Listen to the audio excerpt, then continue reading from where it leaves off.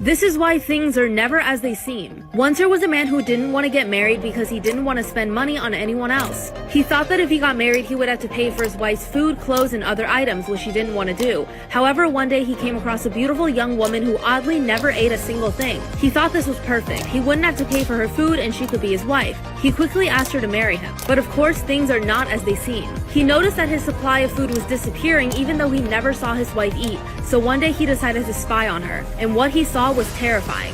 He saw his wife's hair part in the back, revealing a huge mouth on the back of her head. Her skull split open and the mouth was unnaturally wide with huge teeth. Then he watched as his wife's hair twisted into a long strand, grasped handfuls of food and shoved it into the mouth on the back of her head. When she noticed her husband, she attacked him. He managed to get away and hide in the mountains. Weeks later, when he got the courage to return, he found his wife gone and all of his food taken. The man never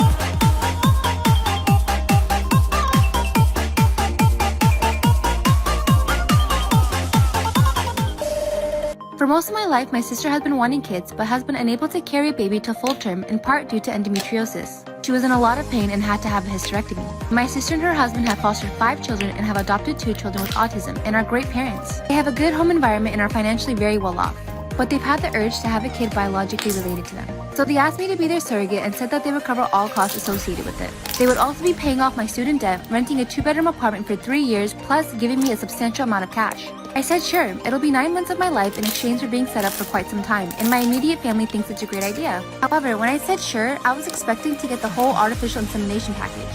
But my sister and brother-in-law have asked me to get pregnant the traditional way. The rationale is that 1, is the cheapest way, 2, they don't have to go to the hospital given the corona pandemic, and 3, babies conceived naturally are healthier and the pregnancy would be safer. Am I going loony for thinking of going back on my word? Is their request reasonable? On the other hand, if I do give this up, I'm also passing up essentially $200,000. I literally want to cry. So if you didn't know, I have a sister, and her name's Ashley, and we both have boyfriends. And every night we both fall asleep on the phone with our boyfriends. So one day we're all hanging out and we're like just talking, and my sister's boyfriend looks at me and he's like, "You need to stop going into your sister's room in the middle of the night." And I look at him and I'm like, "What are you talking about? I don't have a reason to go into her room. Like, I don't go into her room, especially in the middle of the night." Then my boyfriend hops in the conversation and he's like, no. He's like, "No, I hear Ashley go into Kayla's room every night and stare at her." So me and my sister both look at each other and we're like, we don't go into each other's rooms, do we? And we agreed that we do not. And they said this has been going on for months. So for months, somebody or something has been going into me and my sister's room for about 15 minutes every night and watching us sleep. But it only...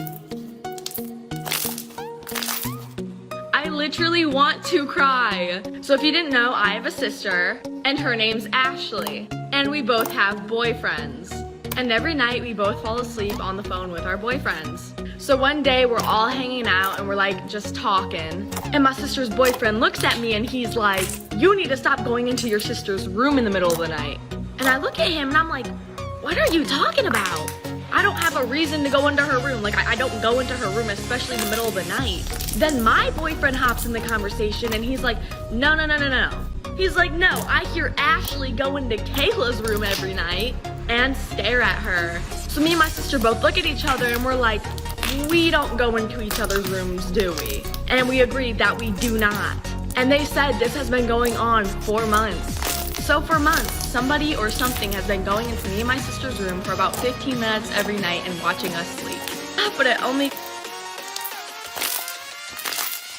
Have you let anyone borrow your phone before? One woman let her son borrow her phone, but she could have never expected the terrifying things she saw after she got her phone back. So this woman got her new phone and she put it on the kitchen counter and went to watch some TV. That's when her son came in and asked if he could borrow the phone to play with it. The woman didn't think much of it at first, so she agreed, but she could have never known that this would lead to a terrifying discovery. When it was nighttime, she got ready to tuck her son into bed. So she went upstairs to his room, but he wasn't there. Then she ran over to her room and saw him sleeping on her bed with the new phone in his hand. She felt relieved, so she took her phone back and started looking through it. At first, nothing was out of the ordinary. She saw her background had changed, but it wasn't until she saw the photos that she found the horrifying surprise. There were many new photos on her phone that her son took around the house, the front door, the kitchen, and even photos of her taken from the back when she was watching TV. She started deleting these photos until the last one caught her eye. Instantly, she turned around, terrified. It was a photo of her son sleeping in her bed, but it was taken by someone else, someone standing above him, and on the edge of the photo was half of a stranger's. Am I the asshole for refusing to let my stepdaughter use my daughter's wedding dress? I met my stepdaughter Zoe 2.5 years ago, and I married her father less than 5 months ago. It was a small and private celebration since that's what we felt was the best thing to do since I'm still grieving my daughter Lauren, who passed away from sepsis at the age of 26. She was doing okay and was getting ready for her wedding that was supposed to happen the same month she passed away. We still don't know what went wrong. I took most of her belongings, including her wedding dress. We bought it together and she put a lot of her own touches on it. Although it hurt to look at it, I made sure it's safe. My stepdaughter Zoe is younger than Lauren. She's 23. We're not very close and distance is one of the reasons why. The issue started when Zoe visited to talk about her wedding in April. We were talking about wedding dresses and she suddenly brought up Lauren's wedding dress. I asked her what about it and she said she saw it several times and it got stuck on her mind. She asked me if she could see it and I let her. She then said she'd like to wear it at her wedding.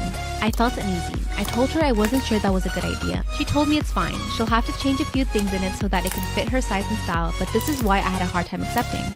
I told would I be the asshole if I called off my wedding because my fiance doesn't want my son to bring his boyfriend to the wedding? My son was born when I was only 15 years old and I've been a single dad since I was 18. It was hard living for a long time money-wise, but I always tried to do my best by my son. Today I own my own gym and my son is now 22 and going to college and works at my gym full-time.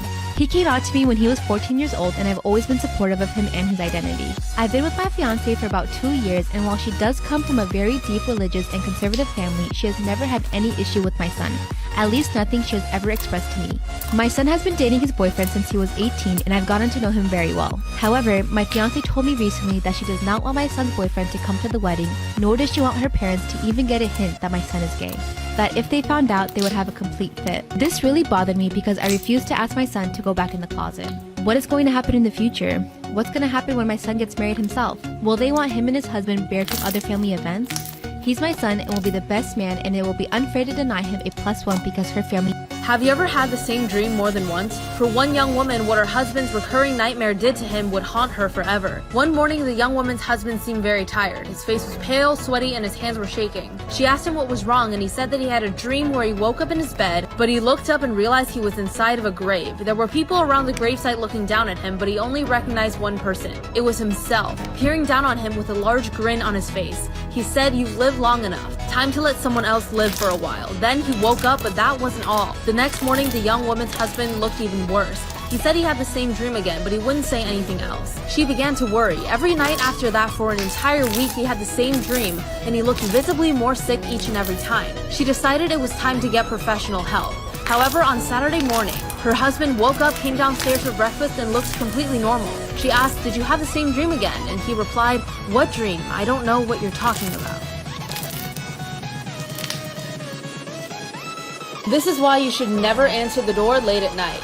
A woman woke up to a knock at her door. When she opened the door, no one was there, so she went back to bed. A few hours later, she woke up again to a loud noise. She looked to her window and saw the word "smile" written in the frost. She reached over to call 911, but saw that a post-it note was stuck on her phone and it said, "I told you to smile." She ran out of the house, called the police, but nothing was found. The next night, she decided to put a camera in her room. But she could have never predicted what those cameras would show her. At 3 a.m., something crawled out from underneath her bed. It was a tall, pale man with no clothes and bulging veins all over his head. He walked over to the camera until his face took up the entire shot. Then his mouth widened into an unnaturally large smile. He just stared at the camera like that for hours, not blinking. The woman skipped the video until she saw herself getting out of bed and picking up the camera. And that was the last thing the cameras recorded, which meant the man never left her house. Top 5. Okay, so around 2 summers ago, me and my sister were just chilling in our room watching YouTube. My dad was in his room watching TV. And me and my sister haven't left our room in like maybe 2 hours. We were about to go to bed. And then my dad just starts calling our name. He's like, "Ashley, Kayla, get over here." I'm like, "Bro, what?" So we go into his room and he's like, "Which one of you just went into the kitchen?" Me and my sister look at each other. We're like, "None of us went in the kitchen." And he looks at us. He goes, "Yeah, one of you went into the kitchen. I know you did." And me and my sister look at each other and we're like, "We have been in our rooms the whole time." So my dad grabs his gun and he looks around the house. There's nobody there.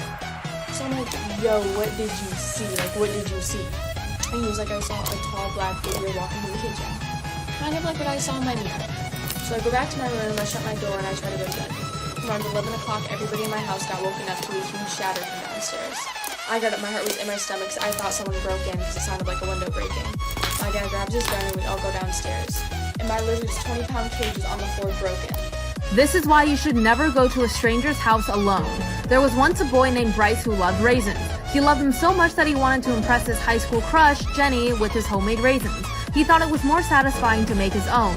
His raisins didn't have any preservatives. He just left them outside and let the sun do its work. The smell was his favorite part. He invited Jenny to his house and was so excited when she accepted. At first, Jenny thought it was strange that Bryce was so into raisins, but she brushed it off as a unique hobby. Jenny arrived at Bryce's home. After a while, she then turned to Bryce and said, "Where are the raisins? Show me where you make them." Bryce motioned for her to follow him into the backyard. As soon as she entered, she let out a horrified scream. Bryce regretted what he did next. He just wanted her to stop screaming. So he took the nearby rock and hit her on the head until it stopped. He didn't realize that when he told Jenny he loved to make raisins, she thought that he meant those dried up grapes. But why waste the body now? Bryce decided he would turn Jenny into a raisin. So he carried her body and laid her down in the yard next to all the others. I'm currently 2 months pregnant, but my mother-in-law has clearly stated she is not happy for me and hates that I'm pregnant. She's been coming over a lot to cook for us, but I haven't been eating her food. Not because I don't like it, I'm just in a lot of pain and very nauseous, but she's always complaining about it. I've been taking a lot of vitamins for my pregnancy, and when my mother-in-law asked, I didn't think much of it. This past Sunday, she came into our house and